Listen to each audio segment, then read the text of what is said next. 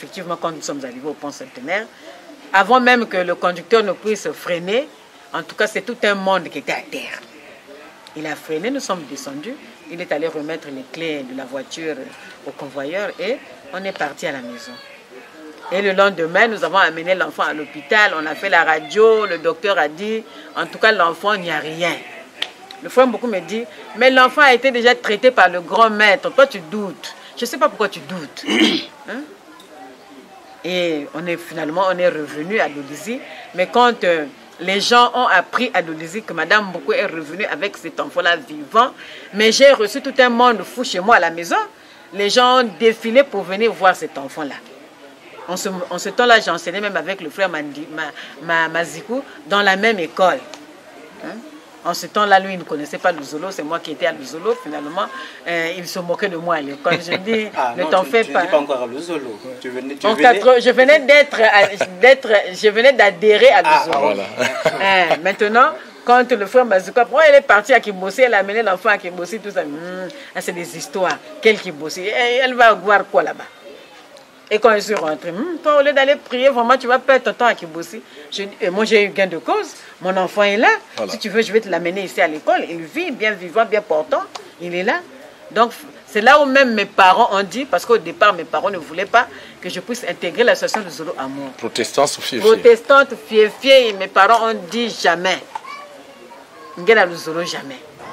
Mais j'ai dit, mais moi, quand ils ont vu mon enfant qui était revenu en parfaite santé, mes parents m'ont donné l'autorisation d'aller maintenant prier à Luzolo. Je m'appelle Mboko Bonzozi Christ Ruel. Nous sommes nés en 82, puisque nous étions des jumeaux, et j'avais une sœur jumelle. Certains vont se dire que je devais avoir, je crois, 4 ou 3 mois, et comment est-ce que j'ai l'histoire. À l'époque, dans la famille, les parents me racontaient et me contaient l'histoire. Et que toi, est-ce que tu te rends compte que si tu es ce que tu es là, c'est grâce à Guy Emile Fassi Tukwabo? Il dit, ben, comment vous dites? Grâce à Guy Emile Fassi Tukwabo. Guy Emile, c'est un homme, et vous me dites que grâce à Guy Emile Fassi Tukwabo. Expliquez-moi l'histoire.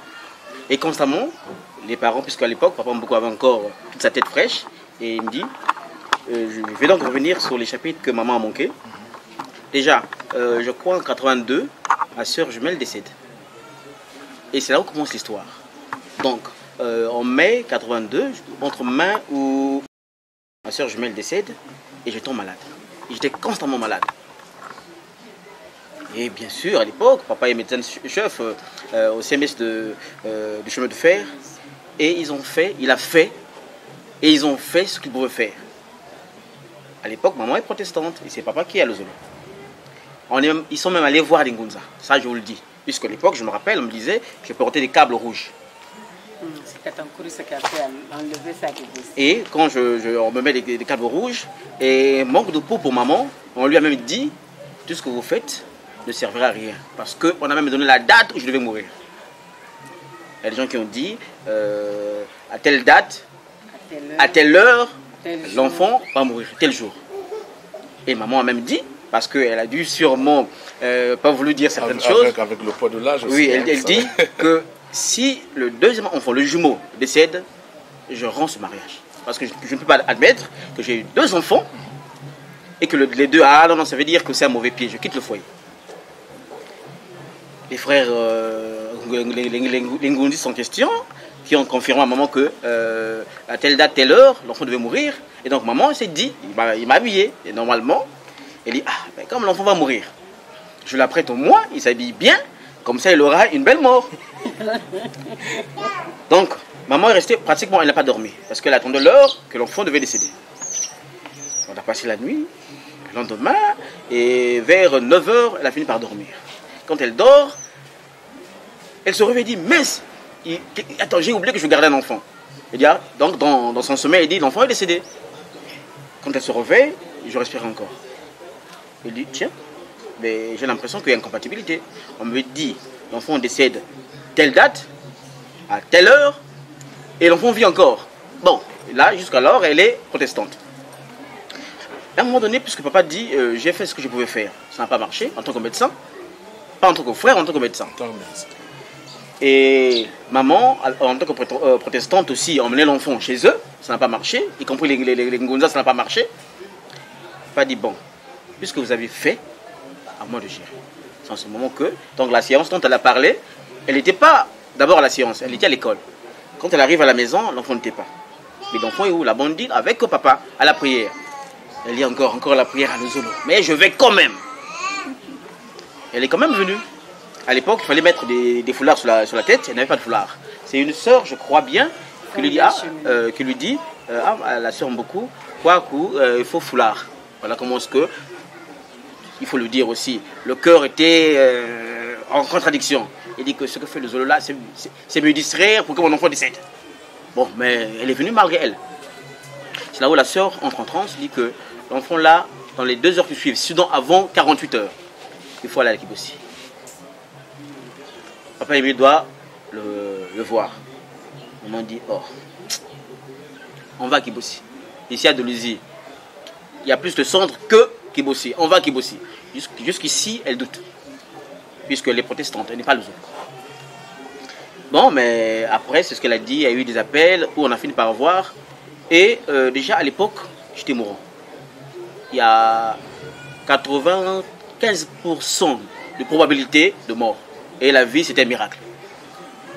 D'où, quand ils ont décidé de venir avec Kibossi, et les gens ont dit, mais docteur, tu es quand même intellectuel. Vous partez à Kibossi. Toi, tu es de la santé. Tu vas à Kibossi. Ou tu vas perdre la raison, ou bien c'est un sacrifice. Donc l'enfant va mourir, et vous le savez. Tant que mal, le champ à bois, là, ça passait. Et maman toujours dit, ah, mais il m'emmène où? Il m'emmène à Kibossi. Bon, allons-y quand même. On est parti avec avec quand même. Voilà comment on a pu avoir un train. On est donc en route pour Kibossi. Et maman ne connaît pas Guy Émile, c'est qui? Elle ne connaît pas Guy Émile, elle est protestante. Et on arrive. À l'époque, les trains sont... Il y a de la place, hein, c'est libre. On peut courir dans un train. Et c'est lorsqu'on arrive juste au carré de Kibossi, où l'enfant que j'étais, il dit, maman. Déjà, rien que par là, tout le monde était étonné. Il dit, oh, moi, qui n'a dit ave, qui n'a zonzavé. Il dit, maman. Bon. Il y a quand même des gens qui ont dit, peut-être qu'il y a de l'espoir, peut-être. Évidemment, quand on arrive, la première personne que papa croise, c'est le grand maître. Il dit que non, mais mon ami, ça, donc je suis venu te voir. Ok, d'accord, donc j'ai un courrier qui va du côté de Brazzaville et je vous reçois. Évidemment, c'est ce qui s'est effectué. Mais la sœur Mboukou, pour elle, tout ça, c'est une distraction. On descend, comme elle a dit tout à l'heure, le frère Mboukou, c'est d'abord l'ordre. Il place les frères, il place. Et quand elle manifeste, elle dit, mais avant beaucoup toi aussi, nous avons un cas de vie et de mort. Et toi tu penses qu'il faut faire rentrer les autres frères. Mais dit, attends, mais tu es fort en distraction. À un moment donné, c'est le grand-mère qui dit, faites rentrer l'enfant. Ce sont les parents qui me racontent, parce qu'à l'époque j'ai, je crois, 1 année et 2 ou 3 mois. Il ne s'est pas passé un médicament. Parce que lorsque vous avez posé la question, quel est le moment marquant? En fait, le moment marquant que Grand Mboukou a vécu. C'est vrai qu'il était aussi à Lozolo, mais lui-même, il ne s'imaginait pas peut-être cette dimension-là. Et le grand maître dit, maman donc à la droite, papa à gauche, et il tend la main comme ça. Papa donne la main. Mon frère, c'est toi qui fais du mal à papa et maman. Bon, c'est fait. Et soyons sûrs que la sœur Mboukou ne s'est pas levée. Parce que pour elle, c'était une injure.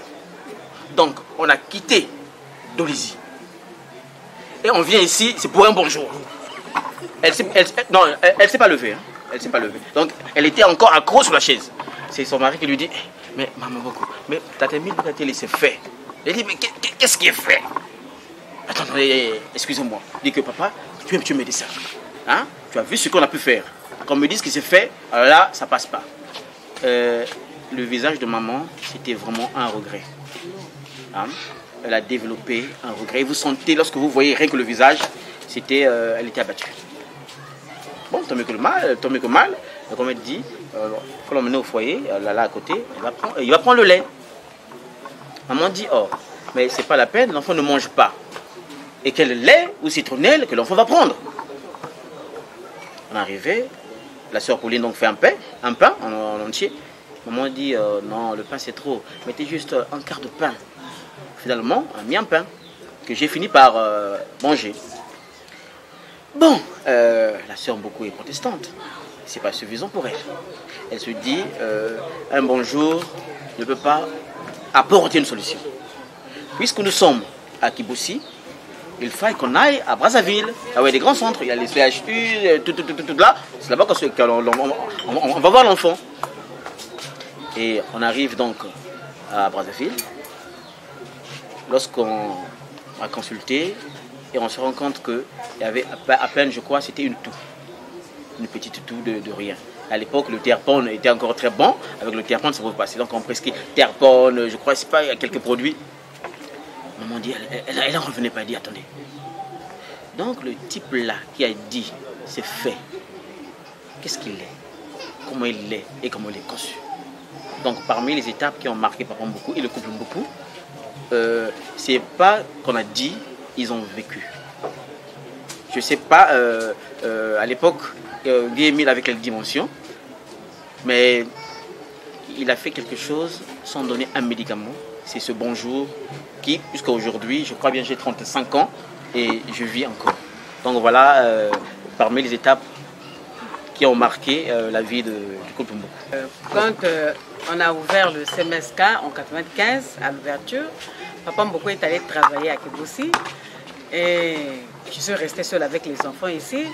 Mais avoir sous son toit des grands garçons comme ça, j'ai pris la décision d'envoyer ces 3 garçons-là à Kiboussi auprès de leur papa.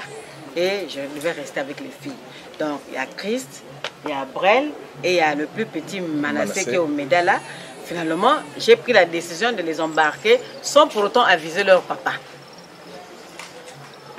Je les mets dans le train. Ils arrivent, pendant qu'ils sont dans le train le matin, Papa Émile envoie une cassette à Papa Mboko au CMSK. Le frère Mboko, je sais que tu es occupé, mais envoie quelqu'un pour recevoir les enfants parce qu'il y a les enfants qui arrivent. Papa non. Mais comment? Elle envoie les enfants, elle ne m'informe pas et puis moi c'est le grand maître qui m'informe. Il a envoyé, je crois, Tata Paka.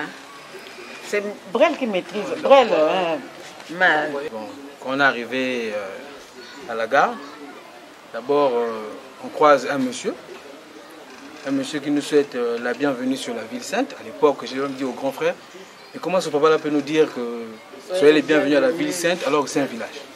En quelle année? Ça c'est 96. 96. Il nous dit soyez les bienvenus à la ville sainte. Et on s'est mis à rire avec le grand. Parce qu'à l'époque, nous on ne parlait pas le lari, on parlait que le français. Et on trouvait que le lari là-bas, c'était pas pour nous. Et quand on arrive, il nous dit, bon, soyez les bienvenus, tout ça. Après, à un moment donné, il s'en va. Avant qu'il ne parte, il nous dit, bon, vous êtes arrivés, mais ce serait mieux que, au lieu que vous partez attendre papa au foyer, allez-y l'attendre chez papa Paka Biza, parce que papa Biza, c'est le surveillant général du Mont Carré-Carré, du CMSK. Et voilà comment on va donc se démarquer pour aller chez papa Paka. Quelques temps après, c'est papa Malonga, l'ambulancier du CMSK qui est arrivé. Et voilà comment on nous emmène chez papa Paka. Mais comment vous avez su, Brel, que c'était le grand maître, étant donné qu'il n'était pas trop en contact avec nous? Et en 86, en 96, nous sommes déjà en dépassement, même en surpassement, parce que le grand maître s'est retiré depuis le 22 mai 1988. Et vous le voyez en 96. Alors, qu'est-ce qui vous a donné cette conviction, Brel? Et on va passer aussi du côté de Papa Bansimba, peut-être qu'il aura quelque chose à dire. Banzozi. Qu'est-ce qui vous a... Banzozi Chris. Qu'est-ce qui vous a donné... Enchaîne d'abord. Ah, voilà. Qu'est-ce qui vous a donné une conviction nette que c'était le grand maître? Est-ce que aviez-vous déjà vu le grand maître avant? Moi, je ne l'avais jamais vu. Mais le grand frère étant petit avait gardé la physionomie, c'est-à-dire que d'après ce que lui-même dit, parce que même quand il nous parle, à un moment donné après il dit, j'ai l'impression d'avoir déjà vu ce papa-là quelque part. Mais après je lui dis, bon, c'est la première fois qu'on est arrivé ici, bon, pour nous, parce que lui était déjà venu, mais petit. Il dit, c'est la première fois qu'on arrive ici, et toi tu dis que tu connais le papa-là. On a eu à murmurer comme ça, c'est passé, on est arrivé au foyer. Et voilà comment, quelques temps après, papa nous rejoint. Il était même arrivé un peu à temps parce que il devait finir normalement l'après-midi, mais il est arrivé un peu plus tôt. Et c'est là on lui pose la question, pourquoi tu es venu à temps? Parce qu'en temps normal, par rapport à l'heure qu'on nous a dit que tu finis là-bas, tu serais arrivé un peu tard. Il dit non, mais j'ai reçu une cassette de papa qui m'a envoyé une cassette. Là où il m'a dit que non, j'ai vu les enfants, j'ai vu Chris, bah là va courir, tout ça, tout. Et après, il nous prend donc, il nous emmène à la maison, là où il était au quartier Sable. Et quand le lendemain, il était question qu'on monte à la montagne, parce que c'est les directives qu'il avait données à papa. Non, le soir même. Le soir même. Se laver à Languetaine. Ouais. Le soir même, il devait partir à Languetaine le même soir. Et c'est le lendemain. Parce que quand on est parti le lendemain, le grand maître avait un endroit particulier là où il avait montré à papa. Là où il était question que quand il est un peu en retard, c'est comme un raccourci qu'il peut emprunter pour aller se laver pour monter au CMSK. Et papa aussi nous avait montré ce raccourci. Il dit que quand vous sentez que là, vous ne pouvez pas aller vous laver là-bas, tout ça. Et ce jour-là, on s'est réveillé le matin. Donc on dit, on va donc se laver parce qu'on est déjà parti. On va donc, on arrive là où c'est question qu'on se lave. On revoit donc le même monsieur qui vient habillé en blanc, qui est arrivé là où on était. Et on a commencé à parler. Il nous parlait en français. Bon. À un moment donné, après, on dit, est-ce que vous vous plaisez à Kibossi? Est-ce que ça vous plaît là où vous êtes? Il nous posait des questions comme ça. Après, à un moment donné, il a dit, ouais, moi aussi je vais prier à la montagne. Après, on a juste changé un peu les paroles. Puisqu'on avait presque fini de se laver, on a pris donc la route, on est monté au CMS pour passer par le CMS pour monter à la montagne. Et quand on arrive au CMS, on a retrouvé le même monsieur derrière le bureau de papa, maintenant assis derrière le bureau de papa. Il y avait un tronc d'arbre qui était là, il était assis. Et j'ai même dit à la gorge, mais comment se fait-il que le monsieur qu'on a laissé à peine en bas, en combien de temps il s'est lavé, en combien de temps il a fait se retrouver ici? En ce moment, papa ici était dans le bureau. Papa était dans le bureau. Nous, on était à l'extérieur, papa dans le bureau. Papa l'avait vu aussi? Non, papa ne l'avait pas vu. Parce que c'est nous qui l'avons vu, lui était déjà parti. Parce que nous sommes venus bien après. Et nous, comme nous sommes arrivés au CMS, on est donc allé dire à papa que papa, on a vu un monsieur, d'abord à l'eau, et puis par rapport au temps qu'on a laissé pour se laver, le temps qu'on devait arriver ici, c'est pas possible qu'il arrive avant nous. En fait, c'est même ça qui attire l'attention. Parce que nous sommes jeunes, voilà. et on marche vite. Il est vieux. Et c'est un vieux. Voilà. Donc, et nous, on va vite, on marche, parce qu'on nous parle du CMSK. Parce qu'en 95 déjà, moi j'ai manqué l'ouverture du CMSK. Donc pour moi en 96, je me rattrape. Donc on va très vite, on arrive. Et on arrive, juste le temps de tourner, on constate que le monsieur qu'on a laissé en bas, il est avant nous. Et c'est en ce moment que ça attire notre attention. Et on dit, tiens, il faut quand même informer papa, lui dire qu'on a vu un monsieur qui, on ne sait pas comment est-ce que ça se passe, ou c'est un magicien qui disparaît, qui réapparaît, ou bien comment est-ce qu'il est arrivé avant nous. Donc voilà cet élément qu'il fallait mettre à disposition. Et donc quand on arrive, on explique à papa. Papa donc, d'abord il a souri. Il a souri dans le bureau. Après on dit, papa, pourquoi tu es en train de sourire? J'ai dit, oh, vous avez vu le grand maître. Après je dis, papa, comment est-ce que tu as la certitude que la personne qu'on a vue c'est le grand maître? Et le même soir, le grand maître lui a envoyé une cassette. Il a envoyé une cassette. Là où il faisait référence aux endroits qu'on devait se laver à Languetani, sur notre façon dont on devait se comporter quand on partait au sanctuaire. Il a parlé sur beaucoup de choses. Donc c'est comme si une personne qui nous suivait de près, tout ce qu'on faisait, nous faisait geste. Et après, ça s'est passé. Maintenant, en tout cas, constamment, fréquemment, tous les jours, il envoyait les cassettes de papa. Soit c'est le matin, soit c'est le soir. Mais tous les jours, papa avait droit à 1 ou 2 cassettes. Tous les jours. Donc quand même il y a quelque chose qui se passait au CMSK, le soir même, papa, le grand maître lui faisait des remarques. Il dit, mais pourquoi la journée tu t'es fâché? Pourquoi tu as eu à faire ceci? Pourquoi? Et c'était vraiment que, c'est comme si vraiment il était derrière papa, il suivait tous les faits et gestes. Et après cela, donc, bon, il y a plein de choses. Arrive donc la période où les événements malheureux ont surgi à Kibossi. Non, avant que les événements n'arrivent, avant que l'événement, non, en 98, j'arrive à Kibossi, nous sommes des étrangers, et c'est en ce moment que je fais connaissance d'un jeune frère, et on me dit que c'est l'enfant au grand maître. Parce que dans la classe où je me trouvais, j'avais deux Loufois, il y avait Dalvi, il y avait Ozana, et il y avait un plus jeune qui était en 4e. Parce que moi, en 98, je repars pour faire le BPC. Et je fais donc connaissance, c'est un jeune garçon, un Loufois qu'on appelle Tabo Exaucé, Mok Adelin. Et très vite, on a sympathisé. Mais on avait l'impression que parmi les enfants Loufois, il était à l'écart. Bon, parce qu'à l'époque, on disait que c'était un bandit. Et lui et moi, on sympathise. Très vite, il est donc venu s'installer à la maison. Donc, dans la chambre où j'habitais, il était donc mon confrère de chambre. Mais il avait un problème. Papa Émile avait coupé les vivres. Donc lui, pour manger, il devait aller chez une autre maman qui s'occupait de sa nourriture. Et moi je me dis, mais attends, je ne peux quand même pas comprendre comment est-ce que tu as une foi et toi pour manger, il faut que tu passes par... il faut transiter. Je dis non, dans ce cas, moi, donc je prends l'initiative, je dis moi j'écris au grand maître, je vais l'écrire.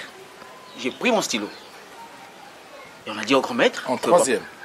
Oui, en 3e, nous sommes en 3e. Moi, je suis en 3e et Tabo Exaucé et en 4e. Je dis que c'est pas normal. Je trouve que c'est pas juste ce qu'il fait. On est jeune, hein, on se dit, ce qui nous passe par la tête, on dit.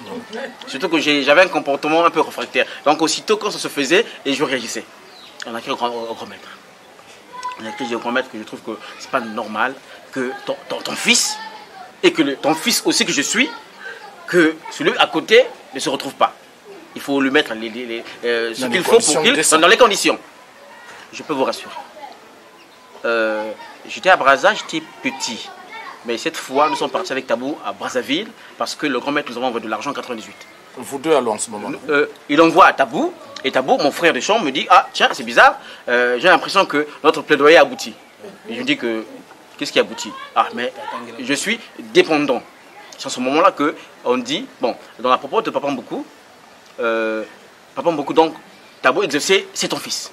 Donc, nous sommes, je sais, bel et bien avant, donc le grand maître sait qu'à un moment donné, il y a un de mes enfants, et c'est même effrayant. En fait, c'est maintenant que ce détail m'arrive, et je trouve ça effrayant, pour dire que, d'une manière ou d'une autre, il nous suit. Parce qu'avant, quand le grand maître rappelle à Papa Mboukou que je t'avais remis, et lui-même il avait oublié, un acte de naissance. Et papa dit, tu m'as remis un acte de naissance, c'est-à-dire que souviens-toi, je t'avais remis. Et en ce moment, il se dit, oh, au fait, l'acte de naissance que je t'avais remis là, c'est pour l'enfant qui est chez toi à la maison. Coïncidence. Et donc nous, quand on reçoit de l'argent, nous on va à Brazzaville. On prend donc le train lourd à l'époque, on arrive à Brazzaville et continuellement, le grand maître envoie de l'argent chez nous à la maison. Parce qu'il se dit, papa Mboukou aussi certainement des charges, et moi, c'est ma contribution pour que les enfants puissent vivre ensemble. Et cela, 98, et c'est la période où les événements.